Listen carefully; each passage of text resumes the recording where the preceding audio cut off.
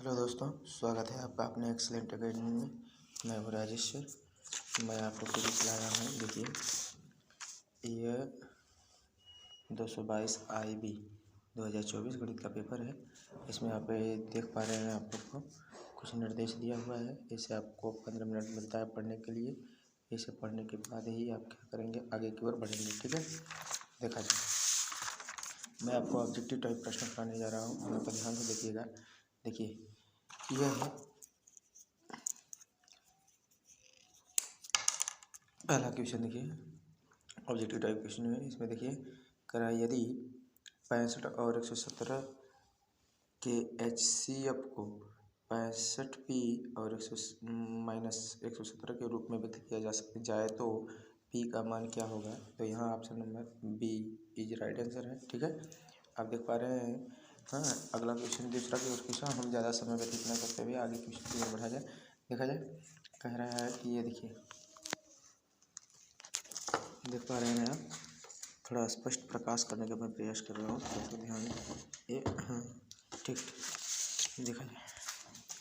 कह रहा है कि क्वेश्चन नंबर 2 है, जो ये आप देख पा रहे हैं कि 2 10 45 डिग्री 1 + 10 स्क्वायर 45 डिग्री है। तो इसमें जो है 45 डिग्री का वैल्यू 1 होता है। तो 2 का 1 में मल्टीप्लाई करेंगे तो 2 होगा, और यहाँ 1 और इसका 1 होगा। ऐड करेंगे 2 हो जाएगा, काटेंगे तो आपका C इज राइट आंसर होगा। ऐसे हम डायरेक्ट कराते जा रहे हैं। देख लीजिए, आगे देखिएगा। यहाँ पे इसका लसा की बात कर रहा है, तो हल करेंगे तो आपको 360 प्राप्त होगा। हाँ, और जो है ये इसका सरलतम रूप जो है 4/5 है। ऐसे भी देख करके आप जान पाएंगे कि देखिए, ऊपर सम संख्या है, नीचे भी सम संख्या है। तो हमेशा ऑलरेडी अंश में क्या होगा, सम संख्या होगा। तो सम इधर ही दिख रहा है, ए इज राइट आंसर होगा। हाँ, आगे की ओर बढ़ा जाए, 5वां क्वेश्चन की तरफ देखा जाए। देखिए, क्वेश्चन नंबर 5 की ओर देखा। कह रहा है कि ये जो है P के किस मान के लिए समीकरण इतना और इतना संपाती रेखाएं निरूपित कर दी है। ये क्वेश्चन, ये option number B is right answer होगा।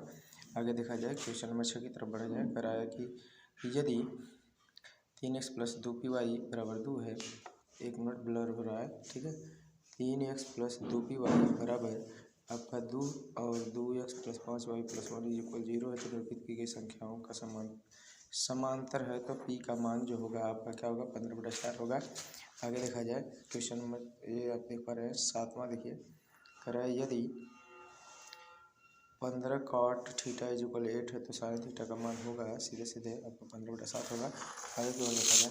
देखिए, ये हो रहा है आपका 8वां क्वेश्चन। यदि ABC = XYZ तो समरूप त्रिभुज है। तो angle A = 75 degree, angle Y = 57 degree. तो C का वैल्यू क्या होगा आपका, 48 डिग्री हो जाएगा। B इज राइट आंसर होगा। आगे की तरफ बढ़ा जाए। करा बिंदु M -3 और 4 की मूल बिंदु से दूरी जो है कितना होगा, 5 मात्रक होगा। आगे की ओर देखा, क्वेश्चन नंबर 10 की ओर चला जाए।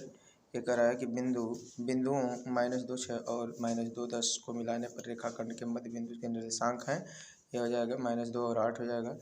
क्वेश्चन नंबर 11 की तरफ आ जाए। क्वेश्चन नंबर 11 देखा इधर। कह रहा है कि किसी समबाहु त्रिभुज ABC यदि AD परपेंडिकुलर BC हो तो AD का स्क्वायर होगा। ये आपका 3D के हिसाब से D option is right answer होगा। 12th की तरफ से त्रिभुज ABC के शीर्षों के निर्देशांक क्रमशः इतना इतना इतना इतना है। तो ये 6 मात्रक के रूप में होगा। Option number C is right answer होगा।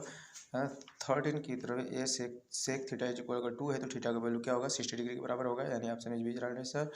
आगे की तरफ 14 देखा जाए। 14 की तरफ बोल रहे हैं तरह की cosec square theta - cot square theta 1 - cos square theta का वैल्यू क्या होगा। Option D is right answer, sine square theta होगा। आगे की तरफ चला जाए। कह रहा है 15 वाला जो है, एक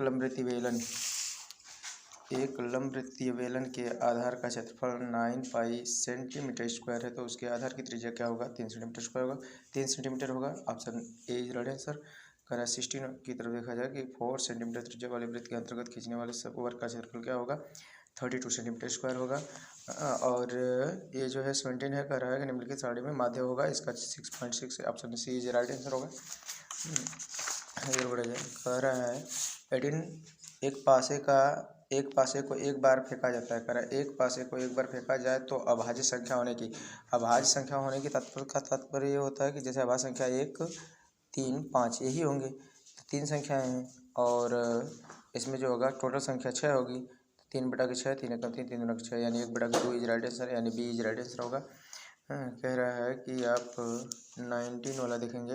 19 वाला कह रहा है यदि किसी आवृत्ति के वितरण माध्य का 20.5 तथा माध्यिका जो है इसका कितना है 21 है, तो उसका बहुलक क्या होगा 22 होगा। D is right answer. 20 की तरफ चला जाए, निम्नलिखित में से कौन सी घटना प्रायिकता नहीं होगी। 4/3 प्रायिकता नहीं होगी, क्योंकि जब भी होगा तो यह 4 अधिक जो होता है वो बटा में रहता है।